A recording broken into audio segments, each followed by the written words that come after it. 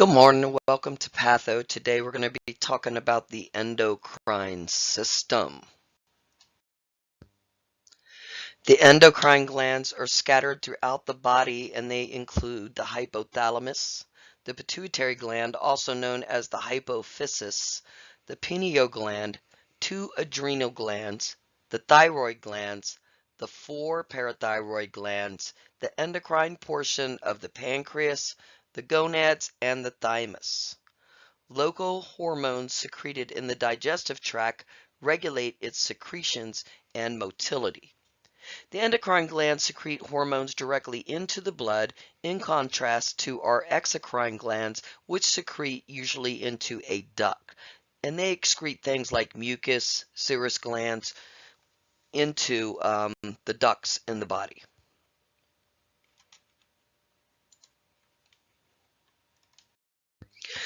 The hypothalamus connects with your endocrine system with your nervous system. Its job is to tell the pituitary gland to either start or stop making hormones.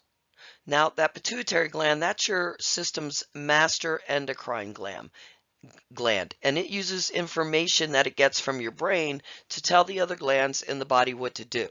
It makes several important hormones, and those include the growth hormone, prolactin, which helps with breastfeeding, to make milk, antidiuretic hormone or vasopressin, which controls the blood pressure and it controls the water in the body.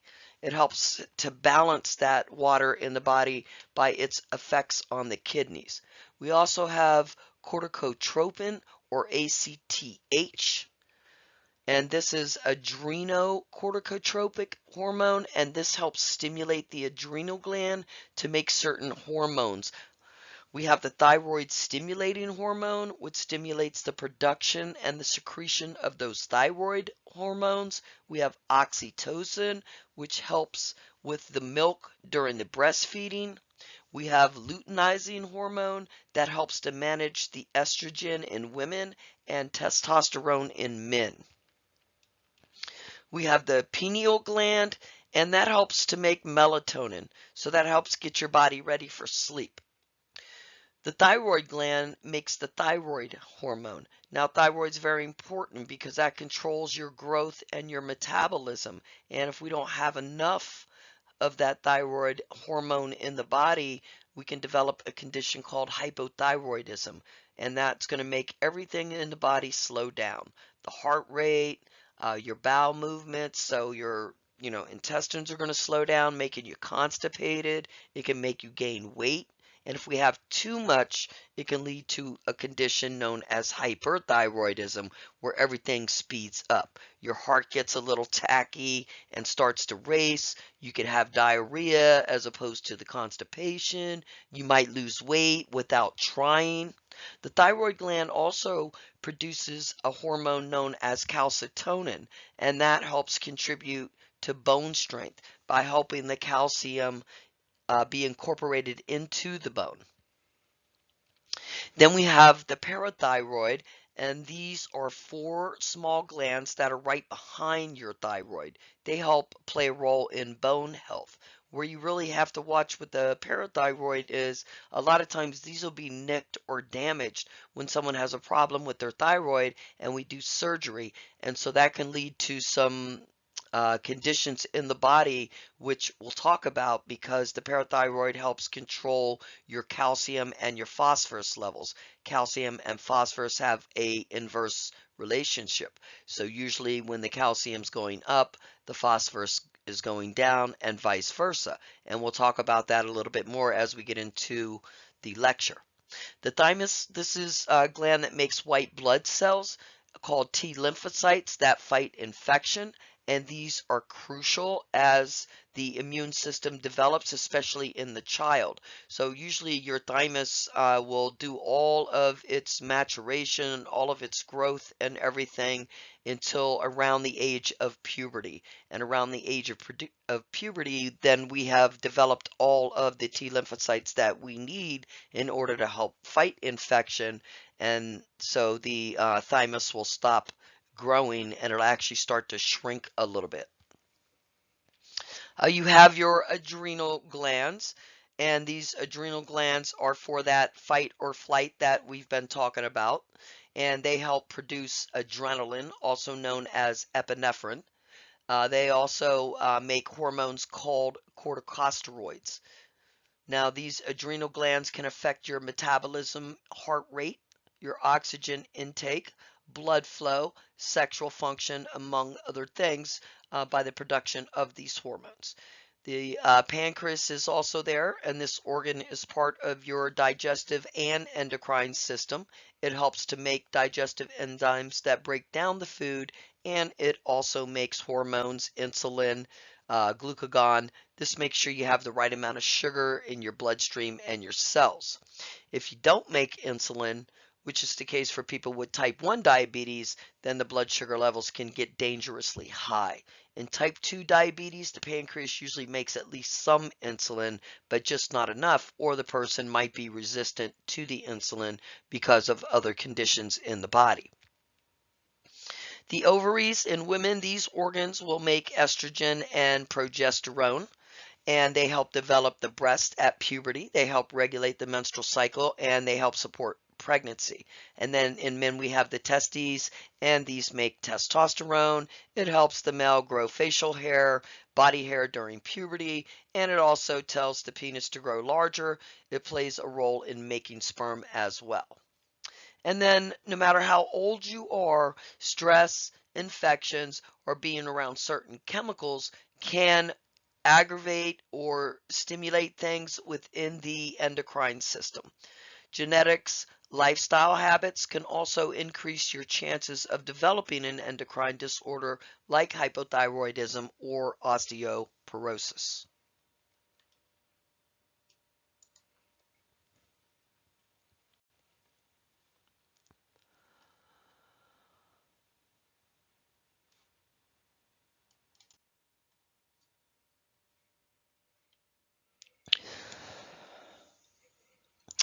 Hormones are chemical messages, and they can be classified by the way that they act, by their source, or by their chemical structure. Example, several hormones can affect the blood glucose levels. These include insulin, glucagon, epinephrine, cortisol, and the growth hormone. Following release from the endocrine gland, the hormones will circulate and target specific cells in other glands or tissues. After they act on these specific receptors or in those target cells, the hormones are then metabolized or inactivated by the target tissue or the liver and excreted by the kidneys to prevent excessive amounts from accumulating in the body over time. The release of hormones from the glands is most frequently controlled by what we know as a negative feedback mechanism, and we'll talk a little bit more about that. For example, as levels of blood glucose increase, the secretion of insulin increases.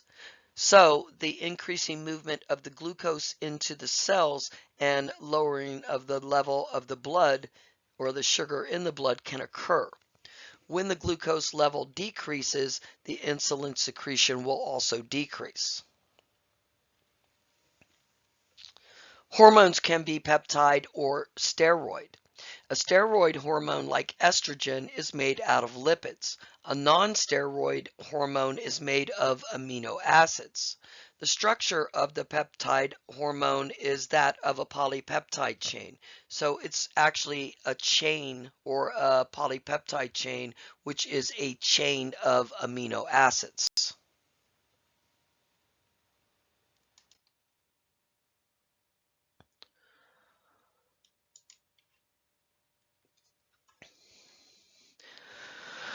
A steroid hormone like estrogen is made out of lipids. It's fat soluble. It can diffuse across the target cell's membrane, which is also made of lipids. Once inside the cell, the steroid hormone can bind or join the receptor proteins in the cytoplasm. As you can see in the diagram, the steroid hormone and its receptor form a complex called a steroid complex, and that helps the steroid hormone move into the nucleus where it influences the expression of the genes. Examples of steroid hormones include cortisol, which is secreted by the adrenal glands, and sex hormones, which are secreted by the gonads. A non-steroid hormone is made of an amino acid or a chain of amino acids. It's not fat soluble, so it's not able to diffuse across the plasma membrane of a target cell. Instead, it will bind to a receptor protein on the cell membrane. The enzyme would then stimulate another molecule, a second messenger, which would influence that process inside the cell. Most of the endocrine hormones are non-steroid. Examples include glucagon and insulin, both of which are produced by the pancreas. Peptide hormones include molecules that have these short polypeptide chains or these amino acid chains, such as antidiuretic hormone and oxytocin, which are produced in the brain and then released into the blood by the posterior pituitary gland. This class also includes small proteins like growth hormones that are produced by the pituitary gland and large glycoproteins such as the follicle stimulating hormone that's produced by the pituitary gland.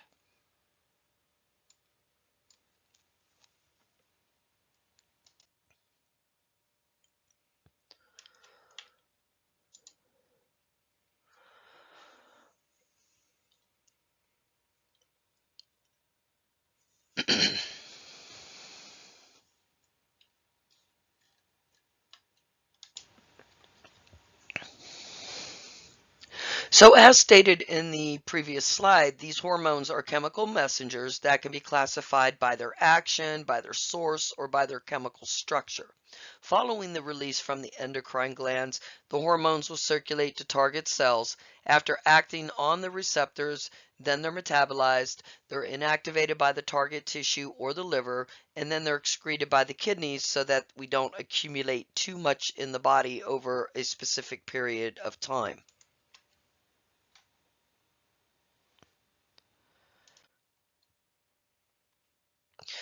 Just look at this table. This table will show you the different hormones, what their source is, so where are they released from, and what effects that they have on the body. So some of these are going to be released by the hypothalamus, others are released by the pituitary anterior, others are released by the pituitary gland, the pancreas, the thyroid, and then the adrenal cortex and the adrenal medulla.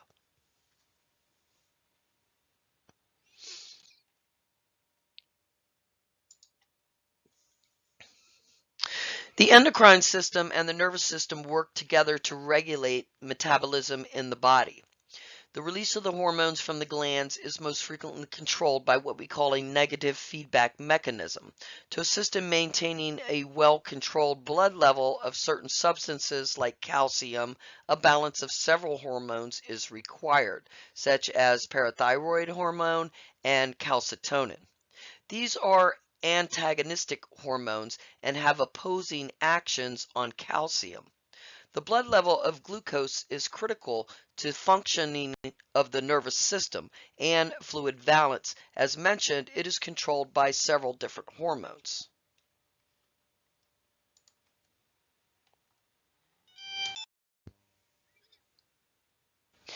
An example of negative feedback is the regulation of the blood calcium. The parathyroid glands secrete the parathyroid hormone, which regulates the blood calcium amount.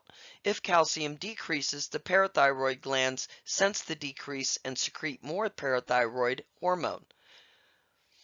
Also, if the blood calcium increases too much, the parathyroid gland would reduce the parathyroid hormone production. Both responses are examples of negative feedback because in both cases, the effects are negative opposite to the stimulus.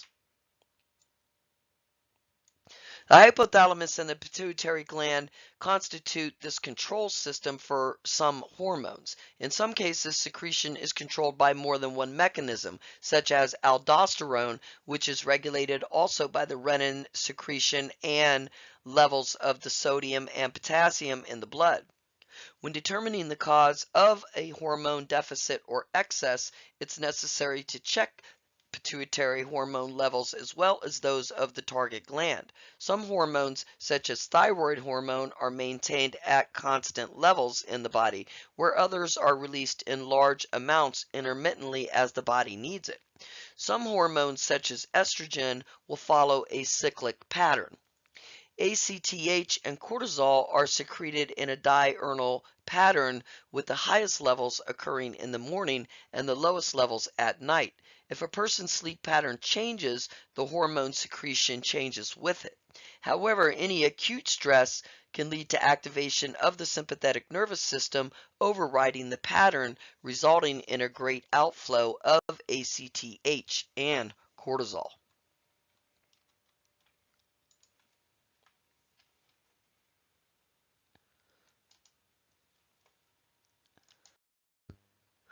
So on this diagram here, we can see how insulin works in the body using this negative feedback loop. So the person eats a meal and that raises the blood glucose level higher than what the normal, what we call set point is. That causes the pancreas to release the insulin into the bloodstream. The liver will start to take up the excess glucose and store it as glycogen. That causes the blood glucose level to drop back down to normal. Missing a meal will drop the glucose level down below the set point. That causes the pancreas to secrete glucagon into the bloodstream. The glucagon signals the liver to start to convert the stored glycogen into glucose. And the glucose is released, and that raises the blood glucose level back to normal. So you can see opposites occur there, and that's why it's called negative feedback loop. One action there triggers another.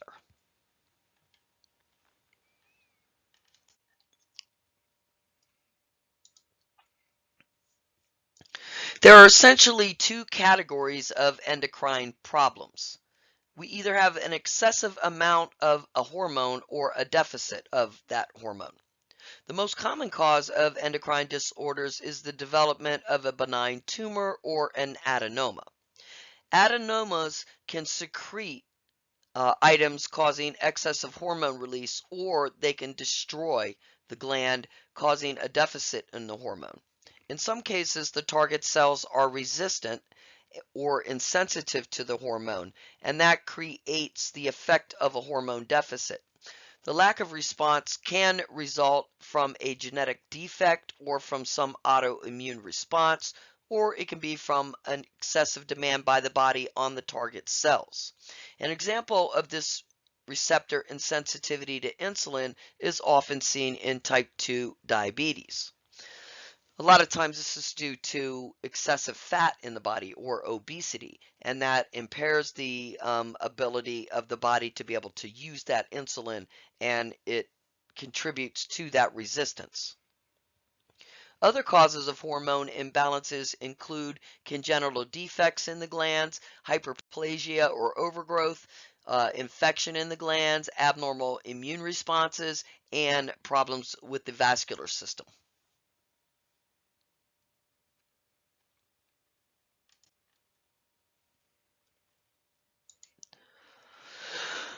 When we don't have enough of a hormone or we have a deficit of the hormone, we have to first check the pituitary hormone levels, okay, and those of the target gland. For example, if we see a deficit in the thyroxine, that could result from some pituitary problem, like we're not putting out enough. We have a decrease in the secretion of the TSH, or we have a problem in the thyroid gland itself. If we do have a problem with the thyroid gland, then the blood levels of the TSH would be high, whereas the thyroxine levels would be low.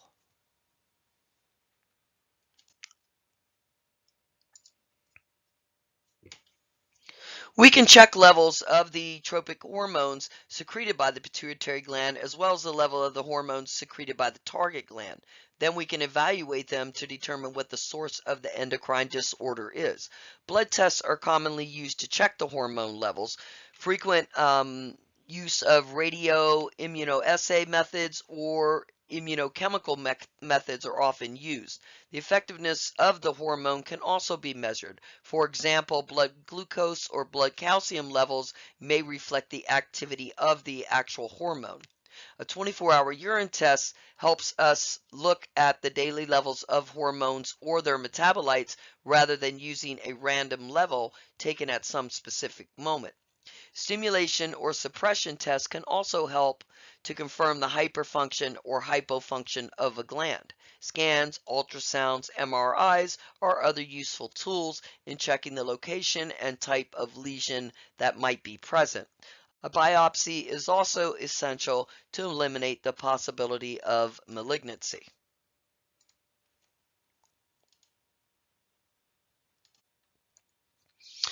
We have a few different treatments. We can treat with medication, surgery, radiation.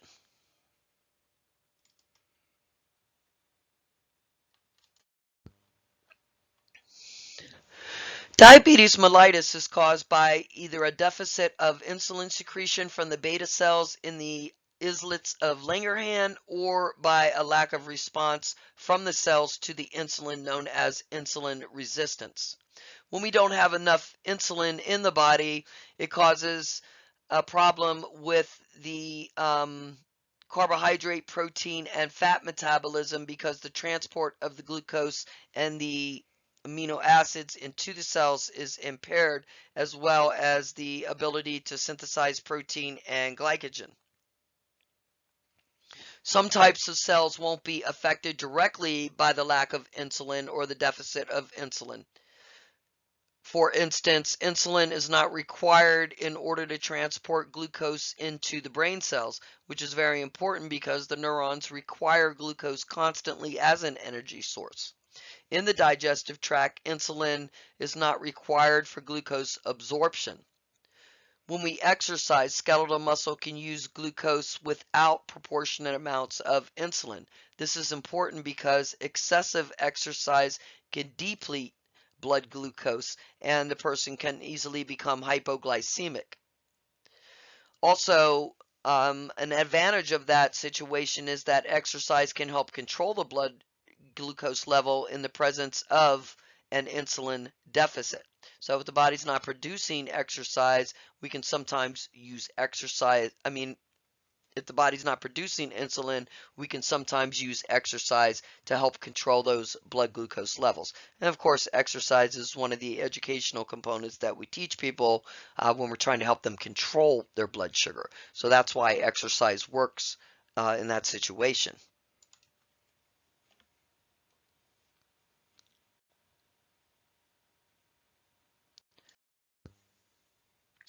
There are two basic types of diabetes, type 1 and type 2. Type 1 was formerly known as insulin-dependent diabetes, type 1 diabetes, or juvenile diabetes, and it's the more severe form.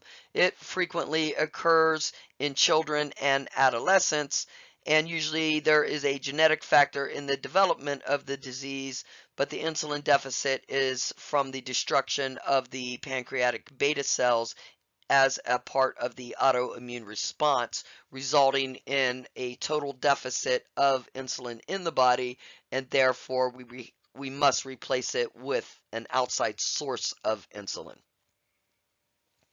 Diabetes is a major factor predisposing clients to strokes, heart attacks, peripheral vascular disease, amputation, kidney failure, and blindness.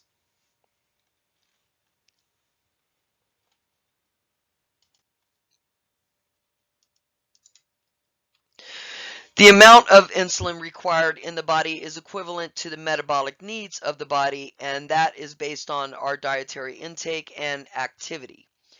Acute complications such as hypoglycemia or ketoacidosis are more likely to occur in this group. If the insulin deficit is severe or prolonged, the process continues to develop, resulting in additional consequences, ultimately diabetic ketoacidosis. So you're going to see that mostly in those type 1 diabetics. Lack of glucose in the cell results in catabolism of the fats and the proteins. So the body is going to break down the fats and the proteins to use that for energy.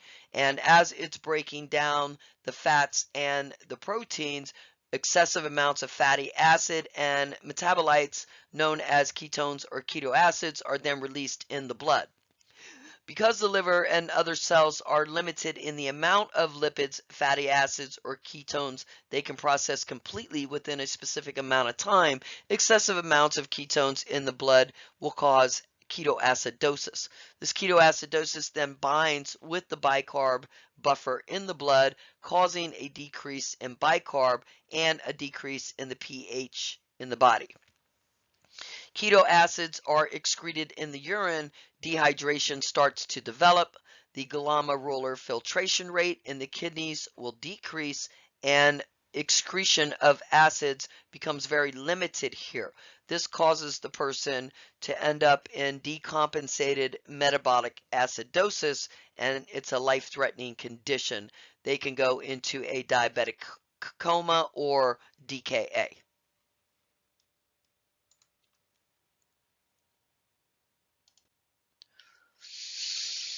Type 2 diabetes, formerly referred to as non-insulin dependent diabetes.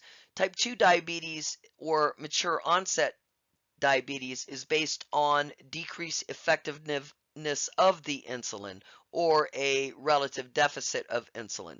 So this is usually involving decreased pancreatic beta cell production. So it's not that we're not producing any insulin here, we have a decrease in the amount that we are producing. Also, this can be resistance to the cells to the insulin. So the body might not be using the insulin the way that we want it to, or it could be increased production of glucose by the liver, or a combination of all three of those things. This form of diabetes can be controlled by adjusting the need for the insulin. Type 2 is a milder form of diabetes, and it usually develops slowly in older adults that are overweight. However, we are currently seeing an increased incidence in adolescents and young adults because of obesity and because of something called metabolic syndrome, which is a condition marked by a combination of obesity, cardiovascular changes, and significant insulin resistance due to the increased adipose tissue. So what we see with these clients are high blood pressure, increases in their lipids, and increases in their blood pressure. Of course, this is what all that McDonald's, that fast food and everything is doing to our youth. And the fact that they don't go out and exercise and they sit around and play video games all day. This form of diabetes can be controlled by regulating our diet intake,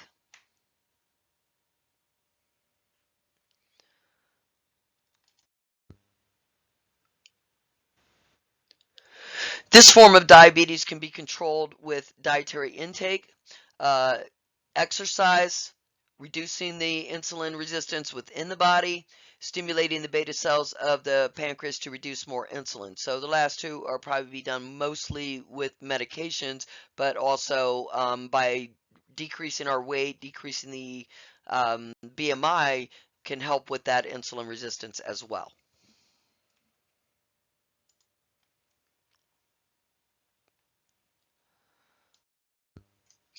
So to control this, we're going to monitor those blood glucose levels, medication to stimulate the beta cells. If insulin dependent, we'll try to maintain the glucose levels within the normal range because we want to prevent any sort of damage to the blood vessels and the body in general. And then we'll recommend routine follow-up and blood testing like the HbA1c.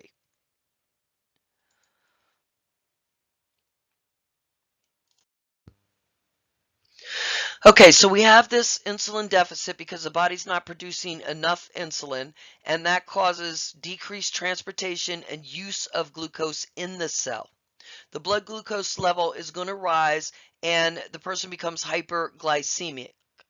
That excess glucose is going to spill into the urine, known as glycosuria, as the level of the glucose in that filtrate exceeds the capacity of the renal tubulars to reabsorb it. Glucose in the urine will exert this osmotic pressure. We have all these large particles of sugar, and so we get this increased pressure, and that forces the urine out. So we'll have a large volume of urine being excreted, or polyuria, along with the loss of fluid and electrolytes, specifically sodium and potassium from the body tissue. Now, the reason why potassium is there is because when we have too much glucose outside of the cell, causing that hyperglycemic condition, or the blood sugar being too high, the potassium moves out of the cell and raises the potassium levels in the blood. And this is partly due to the glucose not being able to get in the cell, or the body not being able to use it, and also partially because of the acidotic condition that's now developing in the body. Fluid loss through the urine and the high glucose levels will draw the water from the cells, resulting in dehydration. The dehydration causes thirst, or something known as polydipsia.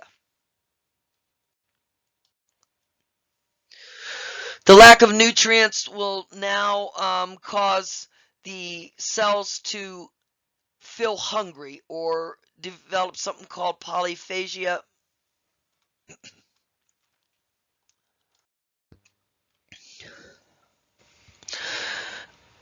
When we have a lack of nutrients entering the cells, it stimulates the appetite, something known as polyphagia.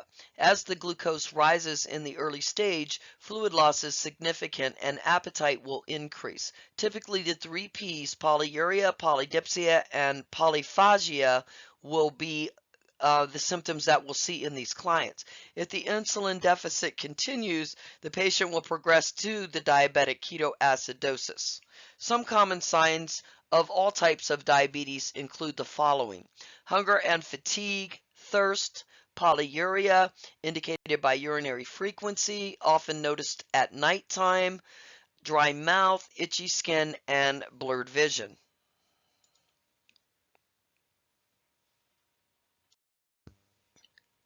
Fasting blood glucose levels, the glucose tolerance test, and glycosated hemoglobin HbA1c are used to screen people with clinical or subclinical diabetes. The test for the HbA1c is used to monitor long-term control from 8 to 12 weeks of blood glucose levels.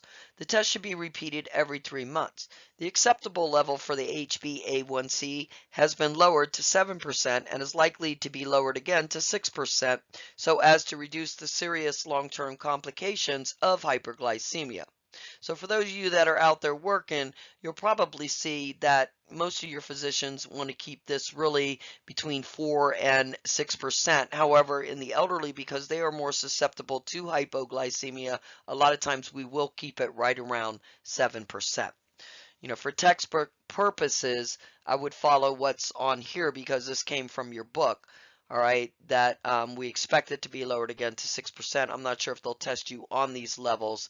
Again, you're always going to follow what's in your textbook, not what we actually use in the real world sometimes, because the textbook can be a little bit behind.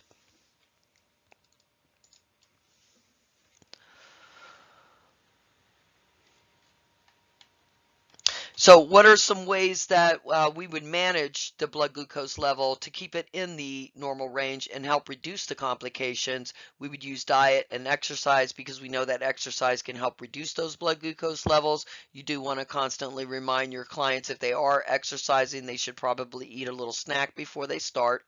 And then we have oral medications. Again, you have to be careful with these, because sulfa medications, and someone's on a sulfa antibiotic, that could reduce it even further. So little things that you would want to know about those medications, and of course insulin replacement.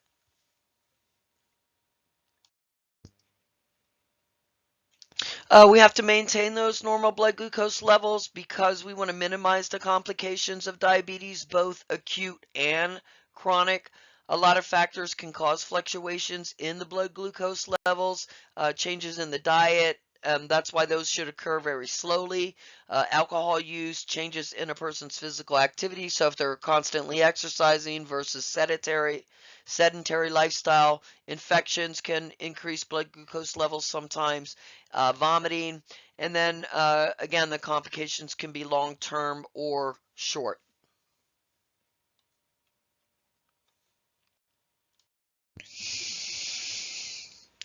Long-term complications such as changes in the vascular system or vascular disease come from the degeneration changes that are going to happen in the tissue. Those high sugar levels are going to eat at that tissue and destroy it, basically. Stable blood glucose levels can reduce those complications. Changes, again, in the diet, the amount of activity can help. Also, hypoglycemia is more common with insulin replacement treatment. It can occur because of excess oral hypoglycemic drugs. Excess insulin in the circulation can cause a glucose deficit in the blood. This can be life-threatening. So that low blood sugar is going to be way more dangerous than high blood sugar, okay? This can cause someone to die. It can cause brain damage if we don't treat it right away. And so we might see this after someone engages in some sort of strenuous exercise. We give someone too much medication. We might also see this if they're vomiting and the blood sugar drops because of that, or if they're skipping meals after they take their insulin. And that's why, most of the time when you're learning how to give insulin, they're having you make sure that that bedside table for the breakfast, the lunch, or the food is there before you actually administer that insulin. Because there can always be a delay in the tray coming. All right, hypoglycemia is precipitated by an excess of insulin or these oral hypoglycemic drugs, and now we have this decrease or this drop in the blood sugar. In patients with type 1 diabetes, this can occur suddenly following that strenuous exercise, again, or an error. A lot of people are able to recognize their own response. Because they don't have the glucose, the nervous system is going to be affected because the neurons cannot use fat or protein as a source of energy. So what are we going to see here? We have excess insulin in the blood. This causes an increased transport of glucose into the cells.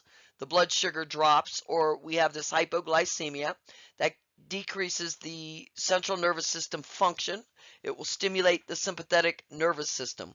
So the client will start to appear weak, confused. They'll develop pallor, diaphoresis, tremors, tachycardia.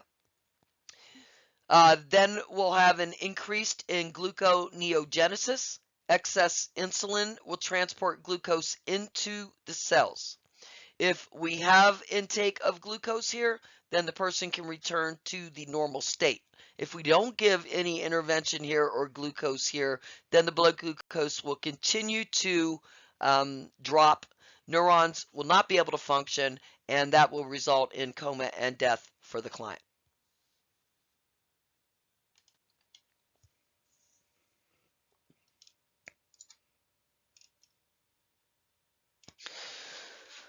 So signs of this hypoglycemia would include poor concentration, slurred speech, lack of coordination, and staggering gait. And a lot of times people have been accused of being under the influence of alcohol because sometimes they'll resemble the state of a drunk. They'll look impaired when their blood sugar is actually low. There was also a second group of signs related to the hypoglycemic state that are stimulating the sympathetic nervous system. So this would cause increased pulse, pale moist skin, anxiety, and tremors. Again, if this goes untreated, this is going to result in death. All right, so the lack of glucose leads to the poor concentration, the slurred speech, the lack of coordination, and the staggering gait. And the stimulation of the sympathetic nervous system leads to the increased pulse, the paleness, the anxiety, and the tremors. If the person's conscious, you can give them fruit juice, honey, sugar, or candy. If they're not fully conscious, though, you're not going to give them anything by mouth. There is, IV or injectable glucagon that you can give here. All right. You don't want to give anything by mouth to someone that's not fully conscious because they can aspirate on it and then you can have additional complications, okay? Also, if someone has diabetic ketoacidosis, that can also cause unconsciousness, okay? So if they're in a severe state, The emergency treatment for the diabetic ketoacidosis would be insulin, fluid, sodium bicarb, and potassium. Assessment should be done to differentiate the cause. So you need to look and see what's going on. This is where your critical thinking is going to kick in.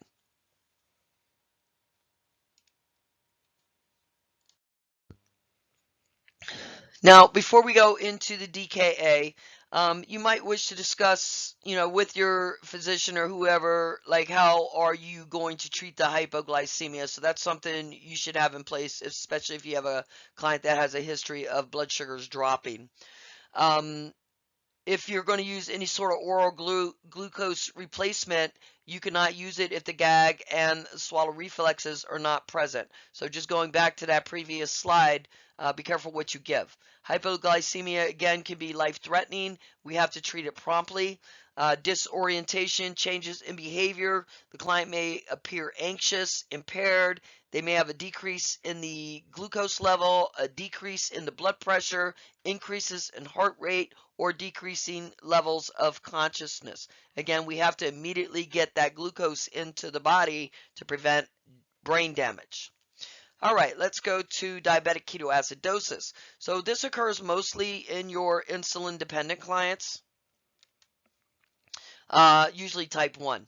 All right, and it's because they don't have enough insulin in the body. So what this will result in is high blood glucose levels, and the body's going to use the fats and the protein and break them down and produce these keto acids. This can be stimulated by infection or stress or some sort of dosage in error. We're not giving them enough insulin, and so their blood sugars are rising. Also, infection, which can cause an increase in the blood sugars, suddenly eating more carbohydrates or things that are contributing to those high blood sugars, and then an increase in the alcohol intake or even a decrease in exercise. So all these things can cause the blood sugar to rise.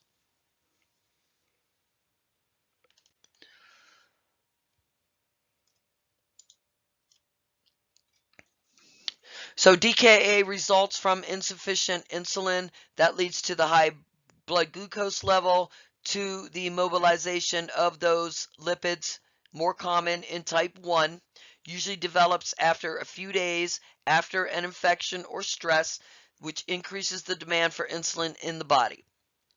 So what do we have here? All right, we have a decrease in the secretion of the insulin or an increase of the cells resistant to the insulin. So either we're not producing enough or the cells aren't using it correctly or enough of it. This decreases the amount of glucose that's going into the cell, causing glucogenolysis, hyperglycemia, and gluconeogenesis. Because of the hyperglycemia, we're going to see glycosuria, where we have this excessive glucose spilling into the urine. That's going to lead to that polyuria or that osmotic diuresis that I talked about earlier, with those large particles of sugar forcing that urine out, and dehydration. Now, because of the hyperglycemia, we'll also get that hunger in the cells. The cells aren't getting nutrients, so you're going to develop that hunger or that polyphagia, and because of the dehydrated state, you're going to develop that thirst or that polydipsia. We'll also see that electrolyte imbalances with the loss of the sodium and the potassium in the urine. Also, because of that decreased glucose transport into the cells, we'll have lipolysis. That's the breakdown of those fats and protein for energy. That's going to form the ketone bodies, and those ketone bodies will produce these large amounts of acid, forming the ketoacidosis state, and also ketones in that urine.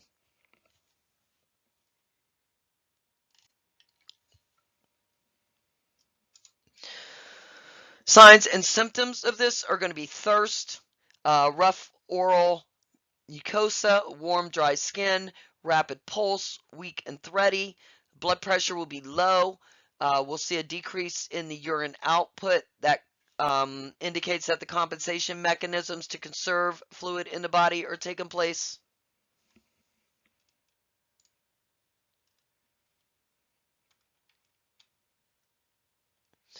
So all these symptoms are really the similar symptoms that we'll see with dehydration, with metabolic acidosis, and electrolyte imbalances.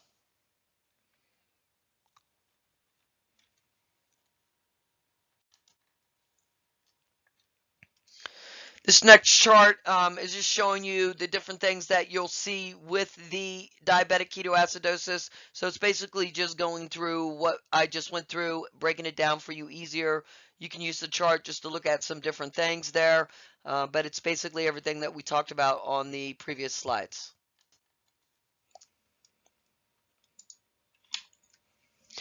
With the ketoacidosis, you're also going to see something known as Kussmaul's respirations. These are rapid, deep respirations, and these are trying to pull the acid off of the body because the body's trying to go back into homeostasis. So it can get rid of this carbon dioxide through these respirations, or the carbon diacid, okay?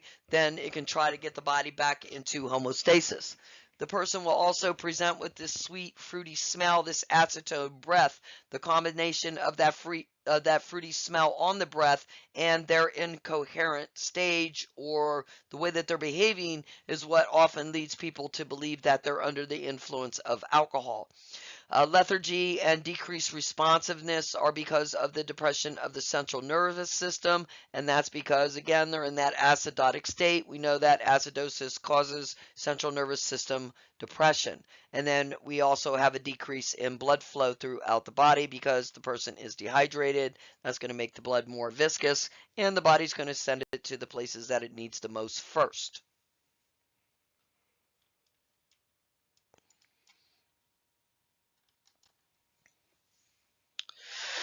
Metabolic acidosis will develop here as the keto acids bind with the bicarbs in the buffer, and this is going to cause decreased bicarb levels, decreased serum pH. As the dehydration progresses, the kidneys will not be able to compensate here, and the acidosis will become decompensated.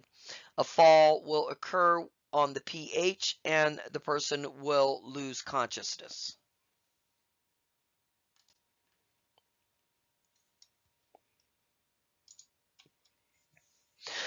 Electrolyte imbalances include imbalances of sodium, potassium, and chloride, and they have the following signs. So these clients will present with abdominal cramps, nausea, vomiting, lethargy, and weakness.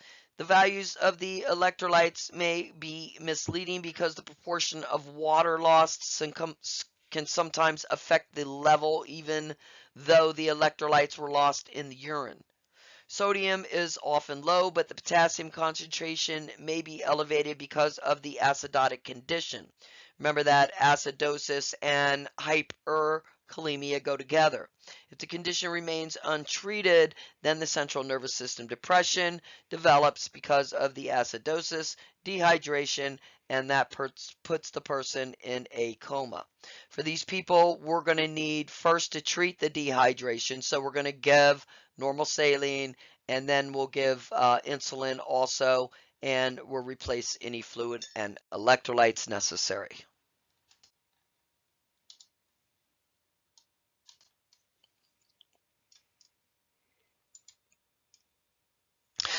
Hyperosmolar hypoglycemic neoketotic coma. This occurs mostly in your older type 2 diabetic clients. It has a slow onset and a lot of times misdiagnosed. Okay, because some of these older clients are cognitively impaired, so sometimes we have to rule out other things first. This would result in severe dehydration and electrolyte imbalances.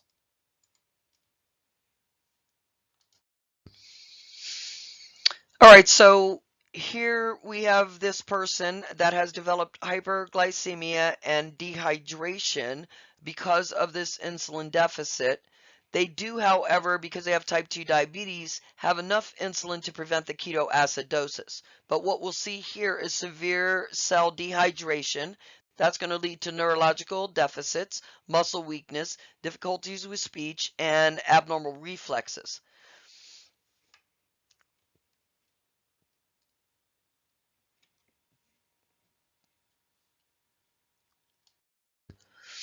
Degenerative changes can occur in the tissue with both types of diabetes, especially if the blood glucose levels are poorly controlled. The changes in the small and large arteries are due to the metabolic abnormalities associated with diabetes. Microangiopathy in kidneys can occur when the capillary basement membrane becomes thick and hard because of obstruction or rupture of the capillaries and small arteries. This would result in tissue necrosis and loss of function. We also have to worry about diabetic nephropathy or chronic renal failure, thickening of the capillary membrane leading to occlusion or rupture. Retinopathy is the leading cause of blindness. Retinal changes can be observed through the pupil of the eye. Diabetic nephropathy or vascular degeneration in the kidney glomeruli will eventually lead to chronic renal failure. And it's responsible for about 40% of patients that end up in end-stage renal failure.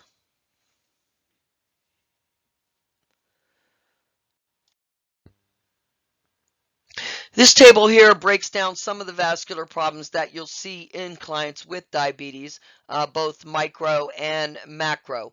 And you can see how the changes can cause long-term complications such as MIs or heart attacks, CVAs, peripheral vascular disease, and then damage in the micro area is going to be the kidneys, the eyes, the nervous system.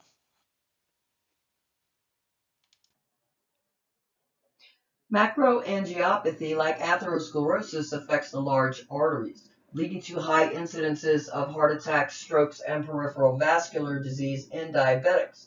Obstruction of the arteries in the legs can result in ulcers on the feet and legs that are slow to heal. Peripheral vascular disease also causes intermittent claudication or pain with walking, which can impair mobility. A decrease in the blood flow predisposes the client to frequent infections and gangrenous ulcers. In some cases, vascular problems will cause a need for amputation if gangrene develops. Peripheral vascular disease also causes intermittent claudication, which results from ischemia and altered metabolic processes. Peripheral neuropathy can also develop as a result of degenerative changes in both the unmyelinated and myelinated nerve fibers. Risk of tissue trauma and infection are greatly increased when we have vascular impairment and sensory impairment together. Autonomic nerve degeneration can develop as well, causing bladder incontinence, impotence, and diarrhea. Impaired vasomotor reflexes can cause dizziness when a person stands up. Infections are more common and tend to be more severe in the diabetic client because of the vascular impairment, decreasing the resistance of the tissue, the delay in the healing process because of the insulin deficit, and the increased glucose levels that help support infection. Wound healing is slow, predisposing to infection in cases of trauma or surgery. These clients can also develop fungal infections from candida, which frequently occurs in the skin in the body folds. Urinary tract infections are also common, cystitis and polynephritis. They can also develop periodontal disease because dental caries are much more common in the diabetic client. These clients can also develop diabetic retinopathy. This is a complication of diabetes that affects the eye. It's caused by damage to the blood vessel in the tissue at the back of the eye known as the retina. Retinopathy is a leading cause of blindness. Retinal changes can be seen through the pupil of the eye. At first, the retinopathy might not cause any symptoms, or the client may have only mild vision problems, but it can lead to blindness. The condition that can develop in anyone with type 1 or type 2 diabetes. The longer you have diabetes and the more out of control it is, the more likely you are to develop this eye complication.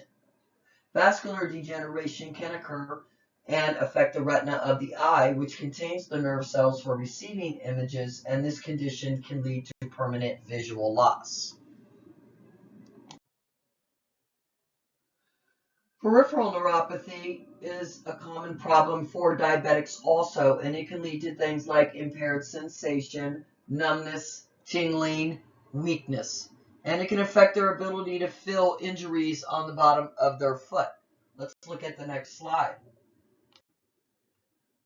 This client has a diabetic ulcer on the bottom of the foot, and typically these clients can develop these and not even be aware that they have an injury on the foot.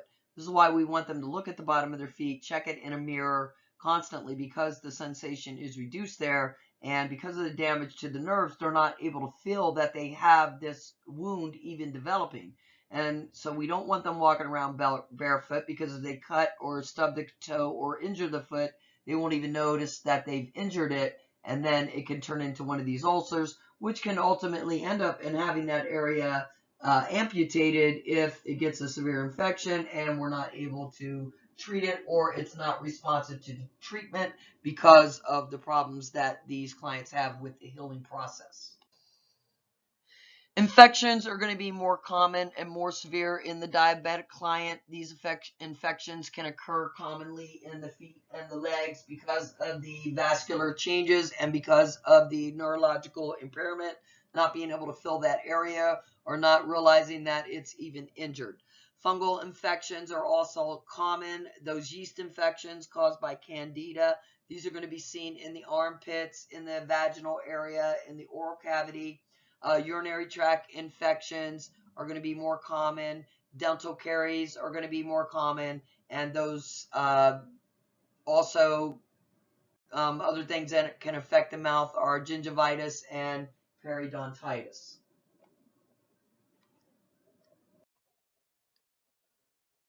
Periodontal disease, infection in the tissues around the teeth, and dental caries, infection and decay in the teeth are more common in diabetics. This is just a picture for you to see that. Also, those fungal infections, this one's around the umbilicus, but they can occur in any of the body folds, in the skin, in the vaginal area, in the oral area.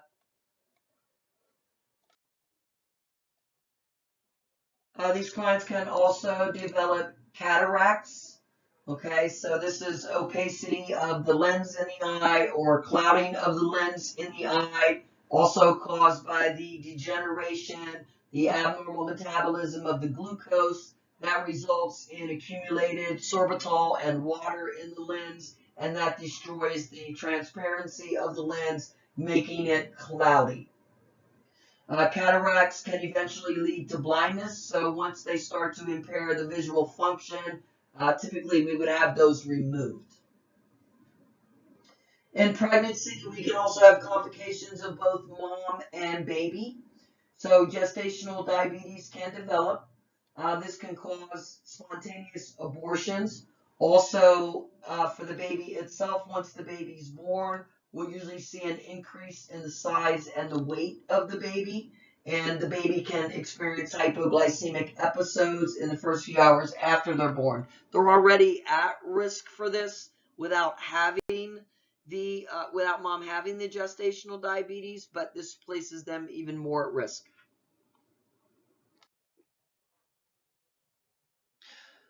This slide's just showing you all the potential complications, most of which we've already discussed. So in diabetes mellitus, we have a decreased available amount of insulin to the body. We have increases in the blood glucose because of that decreased available insulin.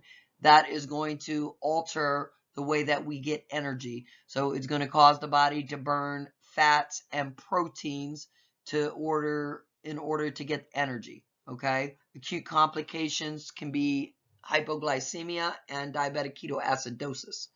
Vascular changes and degeneration from the high blood sugars can cause all these complications on the left: CVA, atherosclerosis, aneurysms, cataracts, arrhythmias, MIs, nephropathy, and infection in the kidneys, impotence, infertility, numbness, weakness, peripheral vascular disease. So all these things when someone's not properly managing their blood sugars.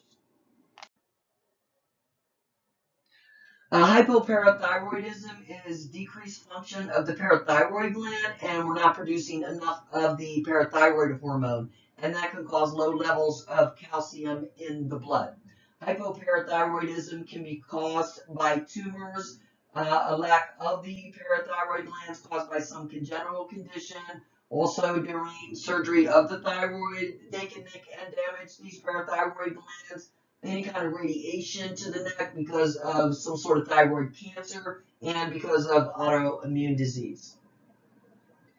So when we have hypoparathyroidism, it's going to lead to hypocalcemia or low calcium levels.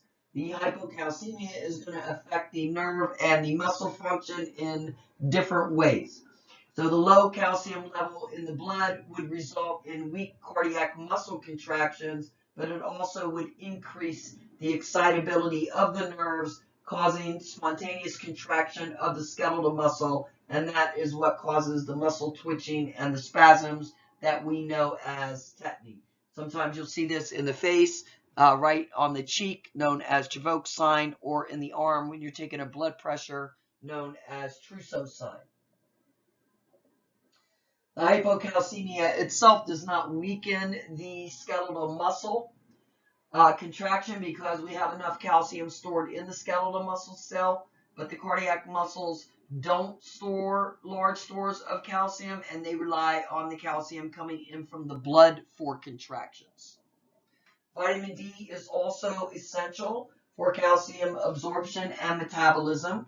Any sort of kidney failure can lead to retention of phosphate and hyperphosphatemia. And because calcium and phosphate have a reciprocal relationship, when the phosphate goes up, the calcium is going to go down, resulting in hypocalcemia. In this case, the hypocalcemia would lead to high levels of the parathyroid hormone.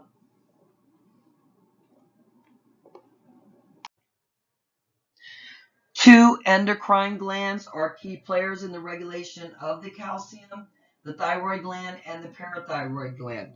There are 4 parathyroid glands, each about the size of a pea, located at the back of the thyroid gland, and they secrete the hormone known as the parathyroid hormone.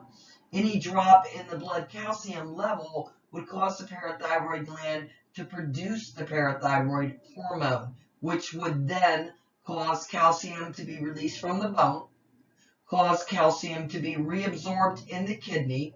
In the kidney, the vitamin D would be activated, and that would promote the uptake of calcium in the intestine. Any change in the bone, kidney, or digestive tract function are important because this can help us determine the cause of a calcium imbalance. We also would look at the levels of calcium, phosphate, and parathyroid hormone.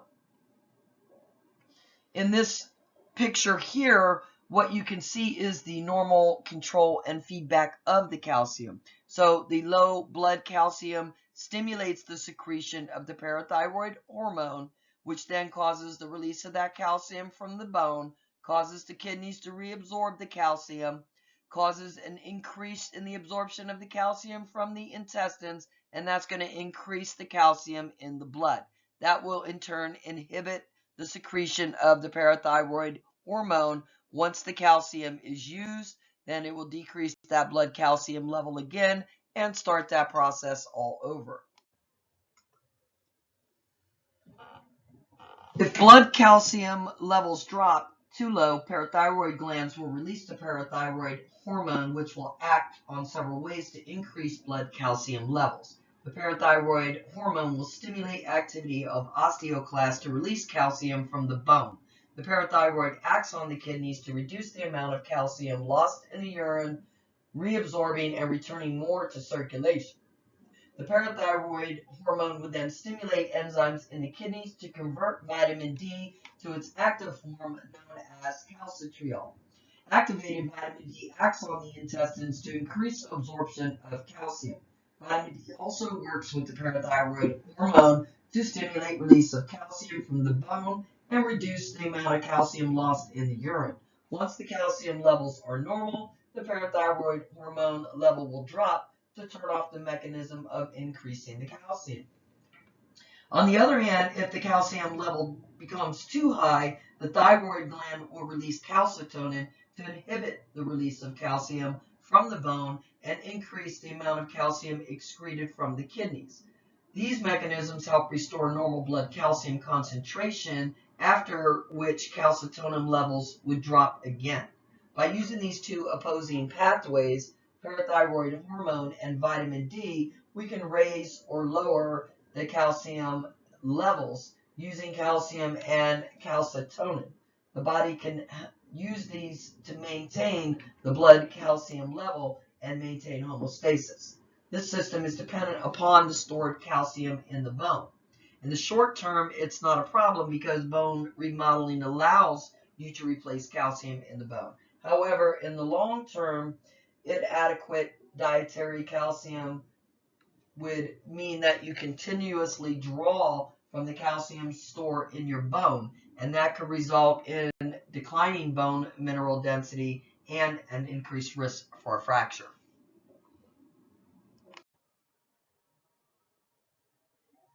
Hyperparathyroidism leads to hypercalcemia. Hyperparathyroidism can be caused by adenomas, hyperplasia, paraneoplastic syndrome, or secondary to kidney failure.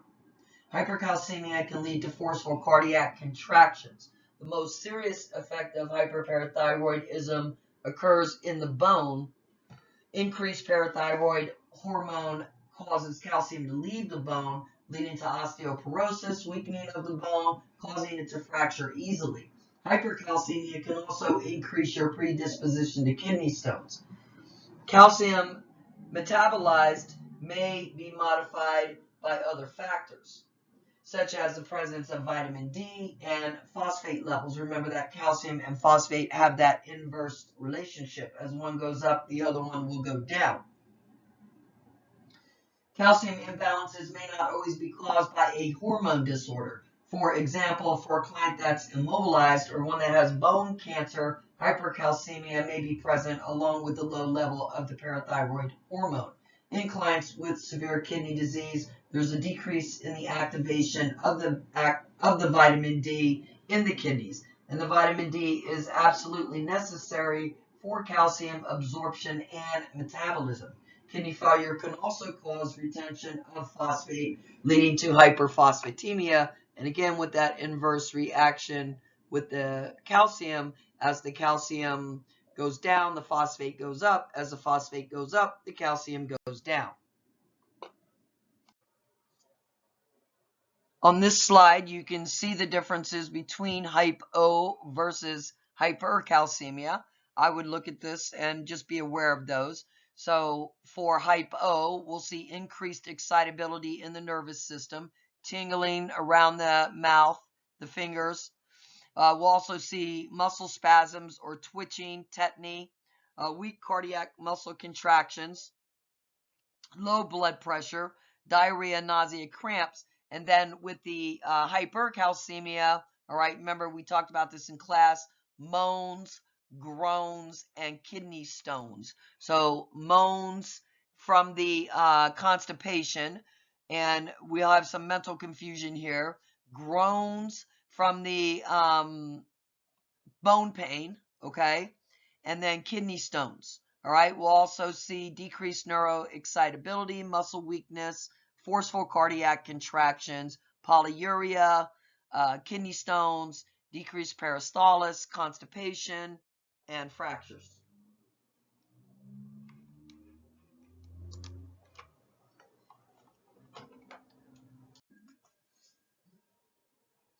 As mentioned, it's important to determine the source of the imbalance in hormones controlled by the pituitary, whether it's the pituitary gland, the hypothalamus, or the target gland. Benign adenomas are the most common cause of pituitary disorders. They lead to the two groups of manifestations in the client. The effect of the mass as it enlarges can cause pressure in the skull and increase cranial pressure. Signs of pressure on the brain would include increasing headaches, seizures, drowsiness. Visual defects like hemaniopsia are common because the pressure on the adjacent optic chiasm. The effect of the tumor on the hormone secretion also will matter. Hormone effects of the adenoma depend on which specific cells in the pituitary are involved and their location. For example, the growth hormone is produced in cells in the anterior wings of the gland, where prolactin-producing cells are scattered throughout the gland. Tumor cells can secrete excessive amounts of specific hormones. For example, somatotropic cells secrete growth hormone, or the excess hormone could be ACTH or prolactin. Sometimes more than one hormone is secreted. In some cases, the adenoma itself may destroy an area of pituitary cells, causing a deficit of a particular hormone, such as decreased ACTH and therefore decreased adrenal cortex activity. Vascular thrombosis and infarction associated with obstetric delivery or other cardiovascular disorders often damage the pituitary gland, causing hypopituitarism. Hypothalamic disorders include tumors or infection. Dwarfism or short stature may be caused by a number of factors, one of which is the deficit of growth hormone or somatotropin releasing hormone. A person with pituitary dwarfism has normal intelligence, normal body proportions, but some delays in skeletal maturation and puberty. In cases of pituitary adenomas, other types of pituitary cells are also affected, resulting in multiple deficits. Gigantism or tall stature results from excess growth hormone before puberty and infusion of the epiphysis. Acromegaly refers to the effects of excess growth hormone secretion in the adult, usually by an adenoma. The bones become broader and heavier, and the soft tissues grow, resulting in enlarged hands and feet, a thicker skull, and changes in the facial features. Thickening of the skull bones can compress nerves and blood vessels passing through the foramina.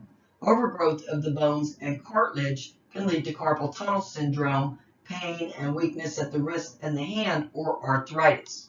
In addition, the growth hormone affects glucose metabolism and the effectiveness of insulin, eventually resulting in diabetes. Hypertension and cardiovascular disease can also develop with untreated acromegaly.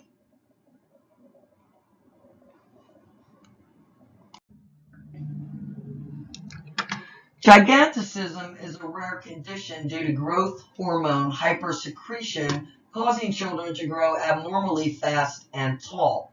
Giganticism occurs when the growth hormone hypersecretion occurs before the fusion of the long bone epiphysis and is characterized by tall stature. Children with giganticism will grow unusually tall, and many will experience delayed puberty. Acromegaly occurs when growth hormone hypersecretion occurs after the fusion of the epiphysis, leading to large extremities. Acromegaly is a hormone disorder that develops if the pituitary gland produces too much growth hormone in adulthood. When you have too much growth hormone, your bones increase in size. In childhood, this leads to increased height, called giganticism. But in adulthood, there's no change in the height. Instead, the increase is in the bone size, and it's limited to the bones of the hands, the feet, and the face, called acromegaly. Acromegaly can also cause gradual changes in the face's shape, such as protruding lower jaw and brow bone, enlarged nose, thickened lips, and wider spacing between the teeth. Because acromegaly tends to progress slowly, early signs may not be obvious for years. Sometimes people don't notice the physical changes until they start comparing old photos with new ones. All right, next we're looking at the antidiuretic hormone. And if we we have a deficit of this, it can lead to something called diabetes insipidus. One of the common causes of this is a tumor, but it also can originate in the neurohypophysis, known as the pituitary gland, and causes of it there can be head injuries, surgery, genetic issues, and if it is head injury or surgery, it could be a temporary condition. They also have a nephrogenic type of this, and this is when the renal tubes do not respond to the hormone. Typically, this can be linked to either electrolyte imbalances or drugs like lithium. All right, diabetes insipidus, what are you going to see? The person's going to lose a lot of fluid, mostly water, and you're losing it through the urinary tract, okay? As we're losing the water, now we're having a disproportionate amount of fluid there in the bloodstream. So that's going to cause the blood to be salty, okay? So what we're going to see is increases in the sodium, and that can lead to the clinical manifestations. That would be polyuria, losing those large dilute amount of urine, the thirst, okay? And you would see signs and symptoms probably of dehydration, possibly even shock here because the person is losing so much fluid. That urine is going to be dilute. They're not losing the electrolytes. It's just the urine here. The other one is inappropriate ADH syndrome or syndrome of inappropriate ADH. And this is when we have too much ADH. It can be triggered by things like stress or by some ectopic source like a tumor. Usually we'll see this with small lung cell cancer. We have too much ADH, we have too much fluid. And too much fluid is going to dilute the body. So what are you going to see here? You're going to see sodium levels dropped. A little bit of urine output, not much, but whatever is out is going to be highly concentrated. In this case, the clients would have symptoms that are associated with that hyponatremia, causing mental confusion and irritability. Two thyroid hormones, thyroxine and triiodothyronine, are secreted by the thyroid gland in response to hypothalamic pituitary secretion of the thyroid stimulating hormone. Disorders can result from the pituitary or the thyroid gland. The goiter itself refers to an enlargement of the thyroid gland, which we can often see on the front of the neck. The goiters are caused by various hypothyroid or hyperthyroid, hypo or hyperthyroid conditions, and it can become very large, compressing the esophagus, interfering with the person's ability to swallow, or it can cause pressure on the trach. There are various forms of hyperthyroidism with increased T3 and T4 secretion. Graves' disease provides an example. Graves' disease occurs more frequently in women older than 30 and is related to an autoimmune factor. We also have hypothyroidism, which is a lack of the body producing these hormones.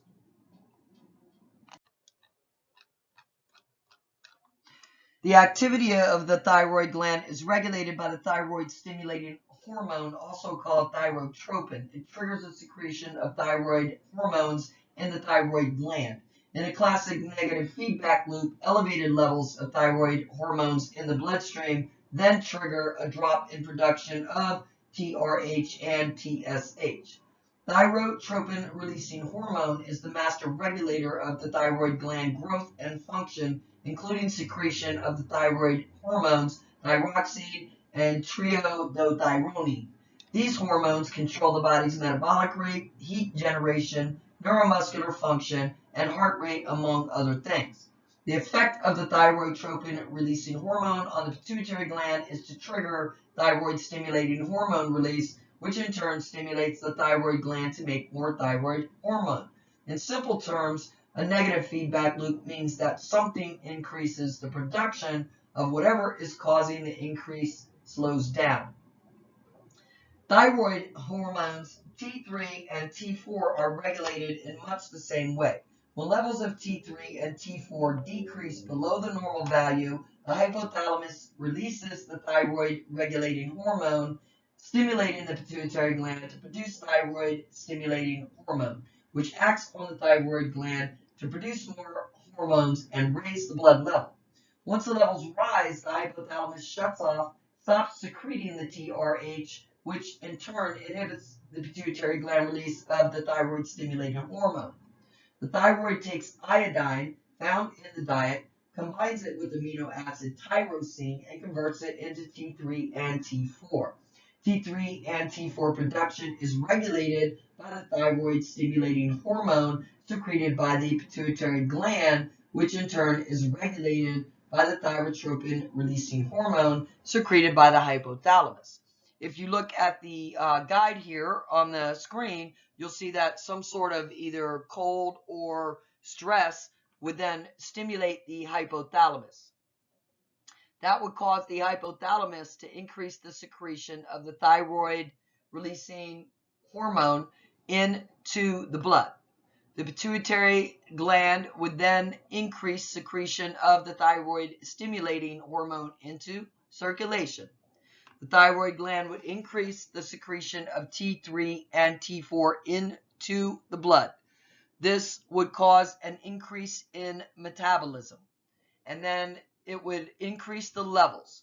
Once the body recognizes those high levels of T3 and T4, then it will start to inhibit the secretion of the thyroid stimulating hormone and the thyroid releasing hormone.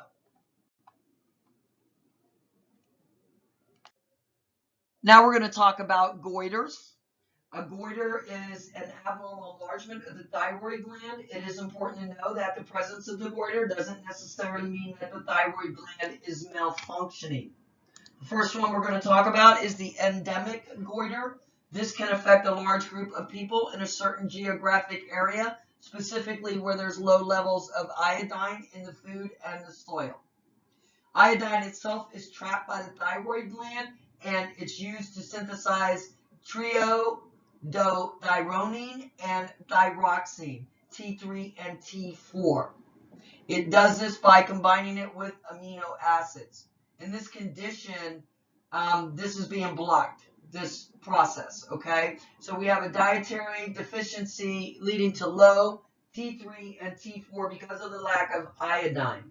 And so what the body does to compensate is it increases the thyroid stimulating hormone release, and that produces hyperplasia or overgrowth and hypertrophy in the thyroid gland, leading to the development of that goiter.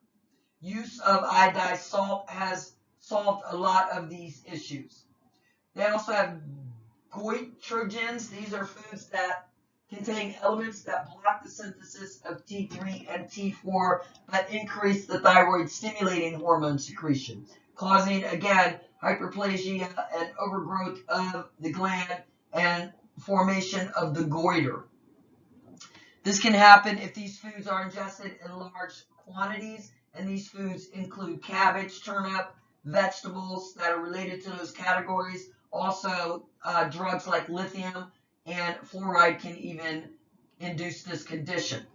A toxic goiter is a hyperthyroid condition resulting from hyperactivity of the thyroid gland and caused by excessive stimulation of thyroid stimulating hormone, again producing this large nodular gland in the front of the throat.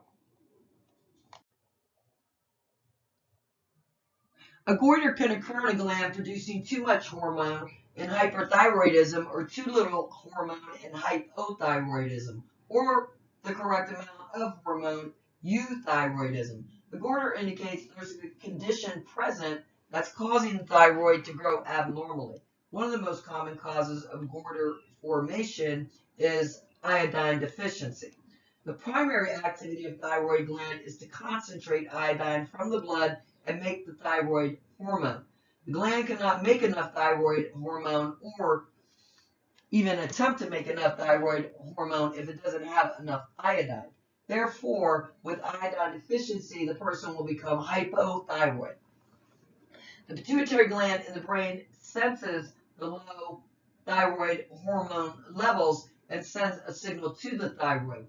to produce thyroid-stimulating hormone. As the name implies, the hormone stimulates the thyroid to produce the thyroid hormone and grow in size. This abnormal growth produces what is termed a goiter. Hashimoto's thyroiditis is a more common cause of goiter formation in the U.S. This is an autoimmune condition in which there's destruction of the thyroid gland by your own immune system.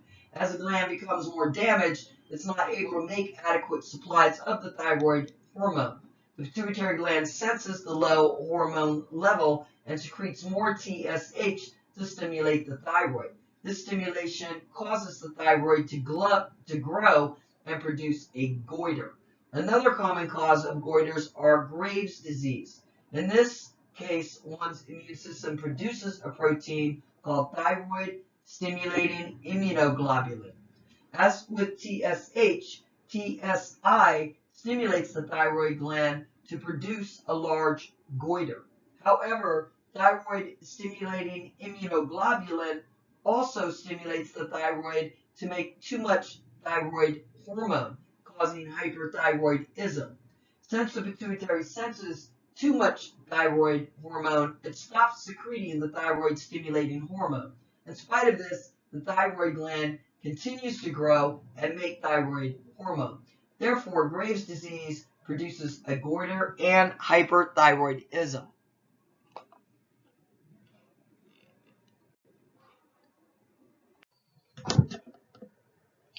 There are various forms of hyperthyroidism with increases in T3 and T4 secretion. Graves' disease provides an example. Graves' disease occurs more frequently in women over the age of 30, and it's related to an autoimmune disorder. It's manifested by signs and symptoms of hypermetabolism, toxic goiter, and exophthalmos. Increased stimulation of the sympathetic nervous system magnifies the metabolic effects. Hypermetabolism and increased stimulation of the sympathetic nervous system leads to increases in body temperature, sweating, soft, silky hair and skin, reduction in the BMI, insomnia, and hyperactivity. Exophthalmos is evident. Thyrotoxic crisis or thyroid storm is an acute situation in a patient with uncontrolled hyperthyroidism, usually precipitated by infection or surgery. It's life-threatening because of the resulting hyperthermia, tachycardia, heart failure, and delirium. There are various forms of hyperthyroidism with increased T3 and T4 secretion. Graves' disease provides an example.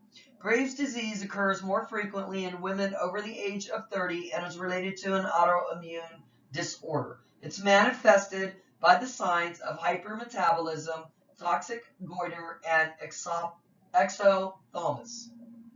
Increased stimulation of the sympathetic nervous system magnifies the metabolic effects. Hypermetabolism and increased stimulation of the sympathetic nervous system leads to increases in the body temperature, sweating, soft, silky hair and skin, reduced BMI, insomnia, hyperactivity. Exophthalmos is evident. Thyrotoxic crisis or thyroid storm is an acute situation in a patient with uncontrolled hyperthyroidism, usually precipitated by infection or surgery. It's life-threatening because of the hyperthermia, the tachycardia, the heart failure, and the delirium. Exophthalmos is evident by the presence of protruding, staring eyes, decreased blinking, and eye movements. It results from increased tissue mass in the orbit, pushing the eyeball forward, and from increased sympathetic nervous system stimulation affecting the eyelids. If untreated, visual impairment may result from optic nerve damage or corneal ulceration.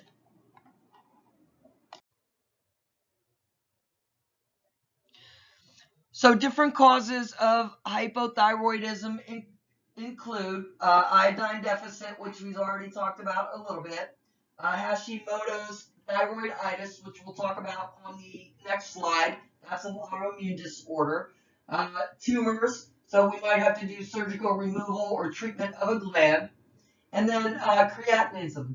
Now, creatinism is untreated congenital hypothyroidism, and it can be related to either the iodine deficiency during pregnancy or some developmental defect. The thyroid gland can be non-functional or absent.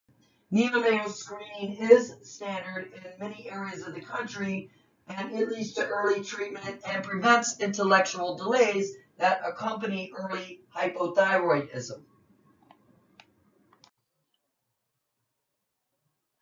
Mild hypothyroidism is common and easily treated by replacement doses of thyroid hormones. Severe hypothyroidism occurs in several forms.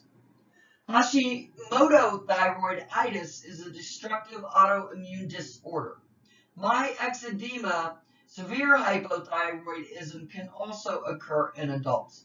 Myxedema coma refers to acute hypothyroidism resulting in hypotension, hypoglycemia, hypothermia, loss of consciousness. It's a life-threatening complication occurring in undiagnosed or untreated elderly patients. Myxedema refers to non-pitting edema manifested as facial puffiness and a thick tongue.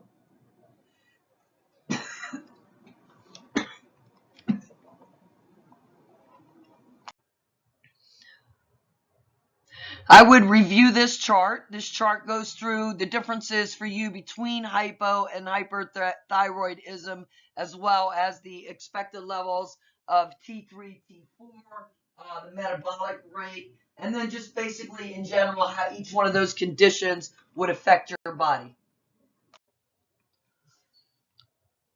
Okay, next we're going to talk about a couple things that affect the adrenal glands. We have a couple tumors that can affect the adrenal medulla and the adrenal cortex. So first, we'll talk about the adrenal medulla. That can be affected by something called pheochromocytoma. And then the adrenal cortex can be affected by Cushing's syndrome and Addison's disease. Cushing's syndrome, this is typically caused by excess intake of glucocorticosteroids. So like your cortisol, or somebody's on like prednisone for a really long period of time, that could cause them to develop Cushing's. And so what we have is this excess of glucocorticoids, and what it's causing is increases in the blood sugar and will put you at risk for immunocompromise, risk for infections, and it can also cause different changes in the body, which we'll talk about in a minute. And then Addison's disease is a deficiency of the adrenocortical secretions, so we don't have enough glucocorticoids, mineralocorticoids, and androgens, and these are all needed to sustain life. These help us deal with stressful situations.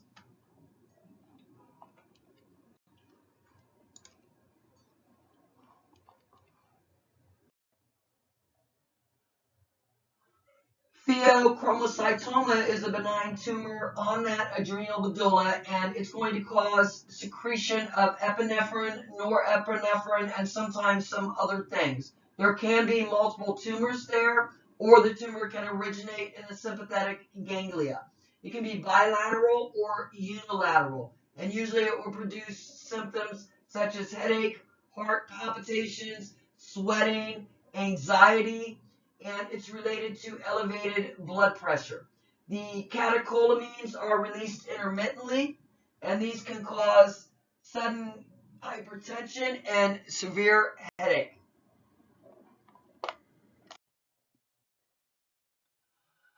All right, next we're talking about Cushing's syndrome. This is usually going to affect the adrenal cortex, and we have an excessive level of glucocorticoids. Causes of it can be tumors on the adrenal gland, the pituitary gland, some sort of ectopic cancer, some sort of iatrogenic condition, and substance abuse.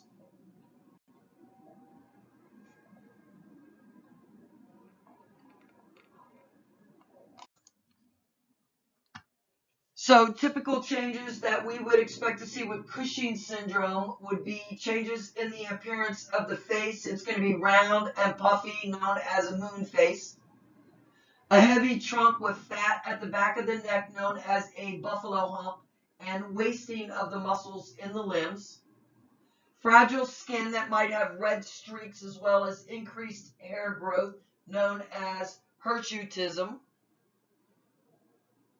Catabolic effects like osteoporosis, decreases in protein synthesis, delayed healing, and then metabolic changes including increased gluconeogenesis and insulin resistance, leading to glucose intolerance, and so the person may exhibit diabetes mellitus or some sort of diabetic state here. Additional things that we would see are retention of sodium and water because of the mineral corticoids, and this can cause hypertension, edema, and hyperkalemia, elevated potassium levels. Suppression of the immune system and the inflammatory response with atrophy of the lymphoid tissue, disposing the client to a risk for infection, stimulation of erythrocyte production, emotional ability, and euphoria. So with these clients, you're going to have a couple of concerns. One is the risk for infection and the need to take on precautions to prevent that from happening. All right, and then decreased stress response in a client with iatrogenic Cushing syndrome because of the atrophy of the adrenal cortex. You'll also see the symptoms shown here, the mood swings, the thinning of the hair, okay, thinning and wasting of the extremities, the striae. Next is Addison's disease, and this refers to a deficiency of the adrenocortical secretions, glucocorticoids, mineralocorticoids, and androgens. Here we have an autoimmune reaction as being the most common cause. The gland is destroyed by hemorrhage with meningococcal infection, by viral, tubercular, or histoplasmosis infections. Destructive tumors can also cause hypoactivity. Former President John F. Kennedy was afflicted by this condition, and that caused him to have frequent urinary tract infections. It damaged the adrenal glands so that they don't produce enough hormones. That can lead to things like fatigue, digestive difficulty, and low blood pressure.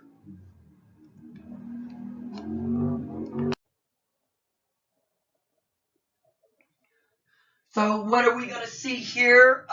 If we don't have enough steroids produced, we'll see a decrease in the blood glucose level, an inappropriate response or an inadequate response of the body to stress, fatigue, weight loss, low sodium levels, low blood volume levels, so low blood pressure, hypotension, and high potassium levels.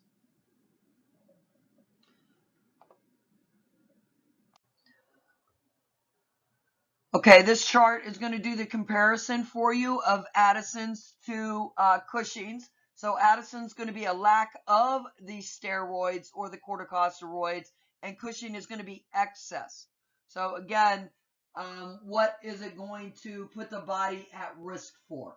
Okay, so both of them are high risk for infection. Both of them give us a poor stress response.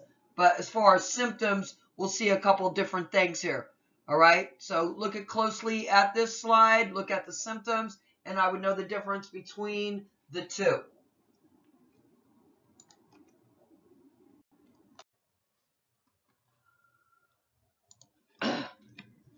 Multiple endocrine neoplasia type 1, previously known as Werner syndrome, is a rare genetic disorder caused by a gene mutation that affects the endocrine glands in different parts of the body. MEN1 causes the tumors to develop in the parathyroid glands, pituitary gland, pancreas, digestive tract, stomach, and duodenum.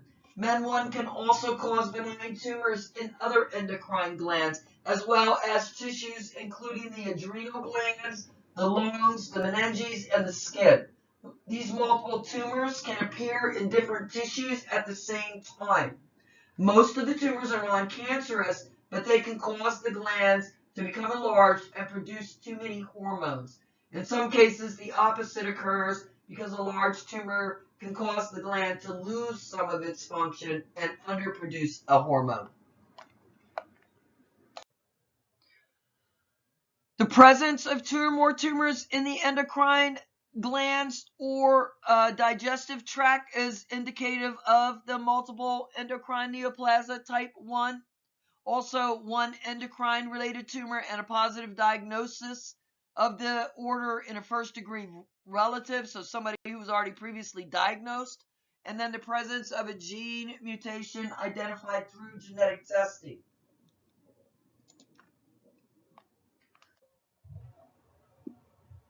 This multiple endocrine neoplasia type 1, medications can be prescribed, surgery can be done depending on the size of the tumor. If it's small, we might not do any treatment, or we would simply treat the symptoms.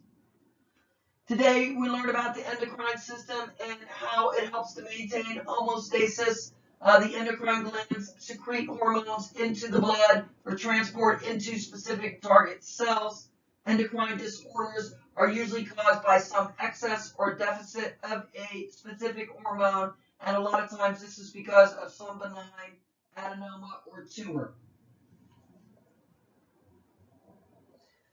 Diabetes mellitus, we learned, is caused by a deficit of insulin secretion or resistance to the insulin, and it can cause abnormal carbohydrate, fat, and protein metabolism. In other words, the body's going to break down the protein and the fat and use that for energy instead of the carbohydrates. And that's going to produce something called ketoacidosis or ketones in the urine.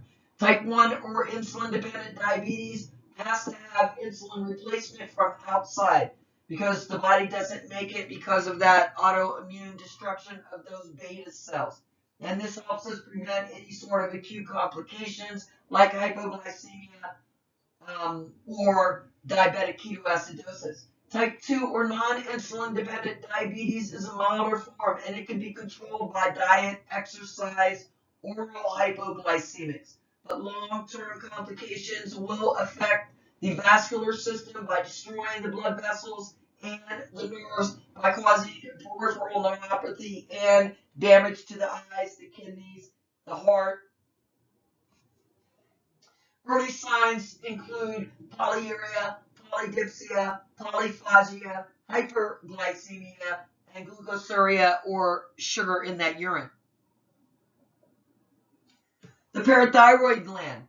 Calcium levels in the body can be altered by many factors like kidney disease because of the lack of the vitamin D production, immobility, where we're not moving the calcium now, bone disease, malabsorption syndromes, as well as the parathyroid hormone.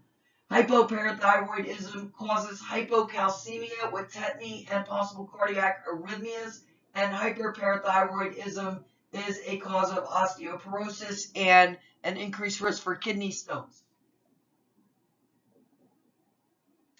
Pituitary tumors can affect the level of one or more hormones by stimulating or impairing the secretion of those hormones. A pituitary disorder can alter tropic hormone levels, affecting activity of the glands, such as the thyroid.